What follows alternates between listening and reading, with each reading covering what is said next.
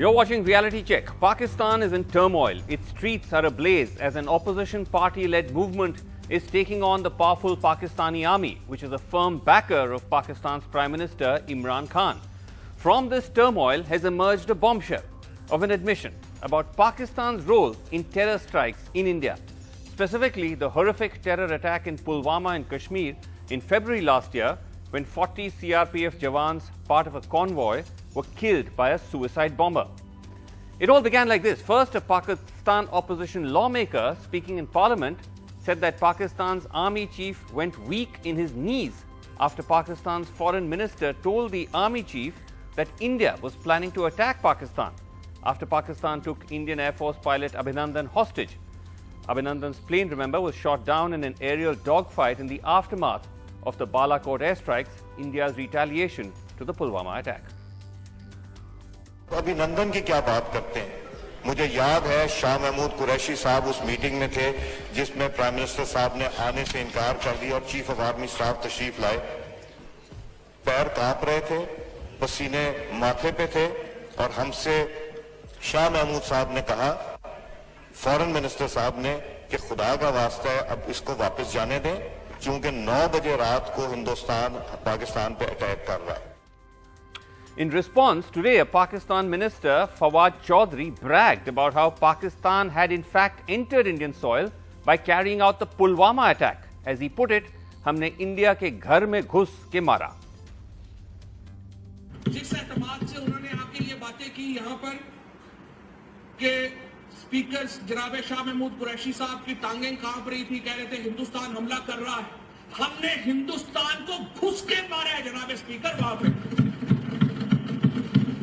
और पुलवामा में जो कामयाबी है, पुलवामा में जो हमारी कामयाबी है, वो इमरान खान की क़यादत में इस कौम की कामयाबी है। उसके हिस्सेदार आप भी सब हैं, उसके हिस्सेदार हम भी सब हैं। Within moments, though, the minister appeared to backtrack, claiming that he was in fact referring to Pakistan's Air Force entering India after the Pulwama attack. ये वो फख्र है। House in order, please. House in order, please. हमारी Order in the house, please. Pulwama के वाक़े के बाद जिस तरीके से हमने घुस के मारा हिंदुस्तान को, जिस तरीके से हमने घुस के मारा पाकिस्तान की शाहीनों ने, पाकिस्तान के सिपाह ने, पाकिस्तान के उन अजीम बेटों ने जिस तरह घुस के हिंदुस्तान के अंदर उसकी पिटाई की। Mr. Chaudhry appeared to backtrack further in his response to an Indian Twitter user, saying our ghus ke marna is when our planes target combat installations. Unlike your security doctrine, we do not show bravery by killing innocents. We condemn terrorism. All right, joining me tonight to make sense of all this, we have with us Lieutenant General Satish Dua, former Chief Integrated Defence Staff. We have Vivek Kaju, former diplomat, seasoned Pakistan watcher. Also with us, Ajay Shukla, defence analyst. And last but not the least, C. Christine Fair, Provost, Distinguished Associate Professor, Georgetown University. Thank you all for being on the show. Great to have all of you. Let me start with you, Ajay Shukla. How seriously are we supposed to take all of this? It certainly shows that Pakistani politics is not very different from Indian politics, in that the national interest can be sold out at any time in order to make a political point.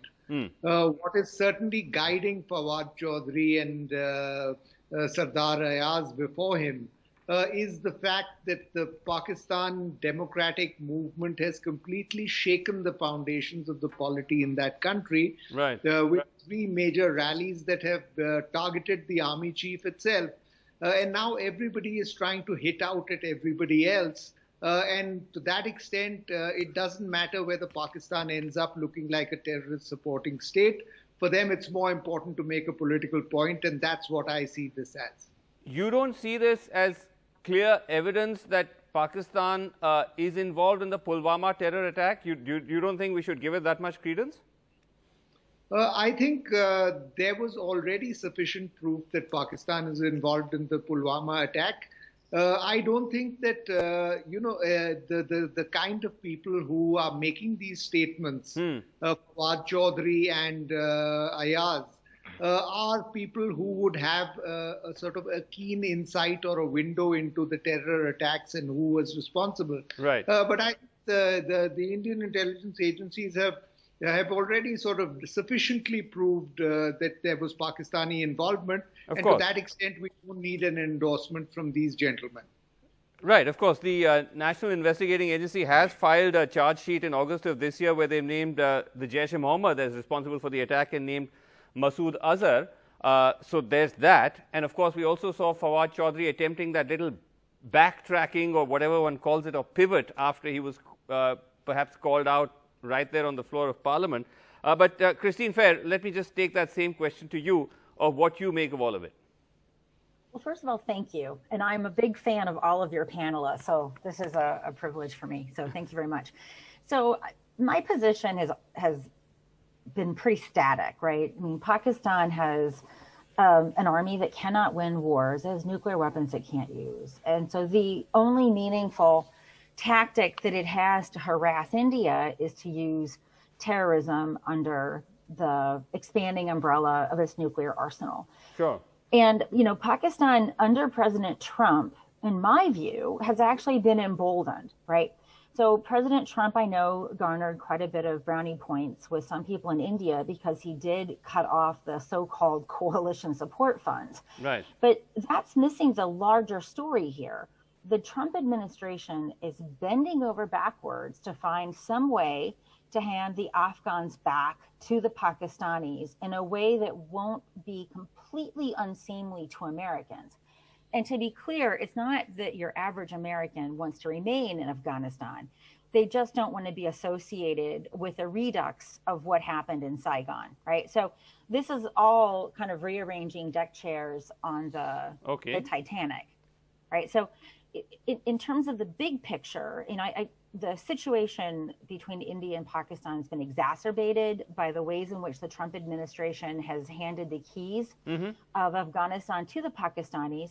And in my view, the United States has largely been absent, with the exception of a few bromidic comments by Secretary Pompeo, on China's ridiculous aggression with respect to the territorial status quo in India, but also on larger issues such as the land snatching in the South China Sea. I mean, they even went after boats in the Galapagos, right?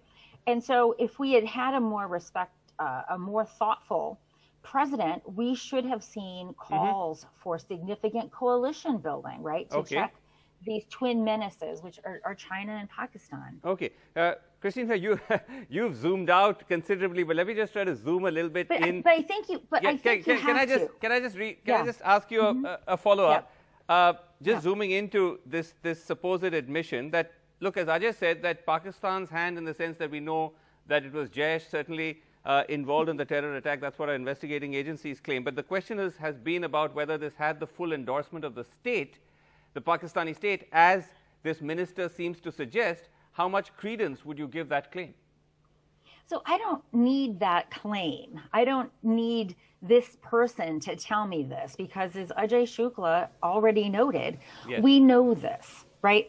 So I want to go back, though, to the larger strategic issue, because it points to a much more disconcerting threat environment that India is going to face, right? The Chinese-driven proposal, for example, to make Gilgit-Baltistan its own province is in many ways a direct response to Article 370, right? And when the Afghans are handed back to the Taliban, we are going to see, again, as we saw in the 90s, that which happens in Afghanistan doesn't stay there. So I think focusing upon the musings of this particular minister to drive a news cycle is not where the conversation should be. It should really be, what are the strategic environments that's making this minister so brazenly confident to admit to something that ordinarily would remain silent? And I would argue these are the strategic conditions which are empowering Pakistani misadventures. Fair enough. But does that make sense? Right. Let me just come back to you, because I just want to go to General Dua. That General Dua, of course, it's one thing to say that what he's saying is self-evident, but in another sense, General Dua, it is quite shocking to hear this admission from a government minister. We may know it, many sections of the world may know it, but for a Pakistan minister to admit it on the floor of the parliament, That is a big deal, is it not? Yes, it is. But the fact of the matter is that because of their domestic politics, we know what Nawaz Sharif has been speaking in the last few days. And because of the domestic politics, another video clip that we saw yesterday, and now this, it's a plain admission of the fact, as both the panelists have brought out earlier, that today Pakistan military the Indian army has actually shown Pakistan military a sense of unpredictability that we can launch into their sides. So all that has happened by these two is, like you said, we know it, and the world knows it. But the fact that it is an admission from that side, yes, I think now that's something that the FATF should take note. We've always been saying what we've been saying. Right. I want to ask Vivek Kaju that, Mr. Kaju, because the FATF, which for those who don't know is the Financial Action Task Force, which is kind of global watchdog that monitors terror funding and prescribes certain categories to different countries. Pakistan just a week ago remains on the grey list, even though many people, India believes it should be on the black list, but it still remains on the grey list. So Vivek Kaju, would something like this, would something like the admission that we've just heard move that needle at all? I think it should, because there is a certain gravitas to a minister, to any minister, making a claim on the floor of the country's parliament. Of course, he would backtrack. That is a separate issue. But the statement is on record. Right. And there was a certain bragging that went along with the statement. Similarly, I think that while we may have known and the world may have known that Pakistan was behind the Pulwama attack, the fact that that an opposition member of parliament, who is no ordinary opposition member of parliament, for he has remained the country's the speaker of parliament, of the National Assembly, and has been a member of parliament for 20 years, states on record, he may be backpedaling now, and that also is to be expected, but states on record that the army chief was quaking, because no other actual construction can be made of the clip that you have shown. Right. Anyone who is aware of Hindustani language, because he was speaking of Urdu, would only make this sense that he was referring to the army chief. And if he says that the army chief was weak-kneed at that time and was perspiring, it cannot be brushed aside. Okay. I think it has to be taken seriously. Right. Because it leads to certain natural inferences which can't be ignored. Okay. Ajay Shukla, let me just put this question out there, because what Fawad Chaudhry goes on to say, as you heard, or as all of you heard, is that the credit for the Pulwama attack should go to Imran Khan and, in a sense, to the entire Pakistani Qaum. On the basis of this, can Imran Khan be charged for his role in the Pulwama attack? Well, it depends on who's going to charge him. It's certainly not going to happen within Pakistan today. You heard the way the Director General of the Inter-Services Public Relations, Major General Babar Iftikhar, came out. He held a full press conference on exactly this one subject, how this was a matter of national security, and national security demands that nothing be said in a sort of way. I mean, the army has made it clear that it is solidly behind Imran Khan. Right. That anybody who criticizes him or who tries to play up this issue is playing into India's hands and is anti-national. Right. So I would say that Imran is in any danger. The Pakistani establishment has closed ranks behind him, and that's the way it's going to be. Okay. Christine Fair, could this admission lead to any kind of punitive action from not necessarily India, of course, but from the global community? You spoke of Americans and the Trump the Trump administration's policy towards China. We don't know, towards Pakistan, I beg your pardon, we don't know what's going to happen after November 3rd, whether indeed he will stay around for a continuation of that or not. But admissions like these, do these make any difference at all as far as the world is concerned in terms of punitive action or moving that needle? No. And I know it's a really frustrating thing to hear. It's a frustrating thing for me to say.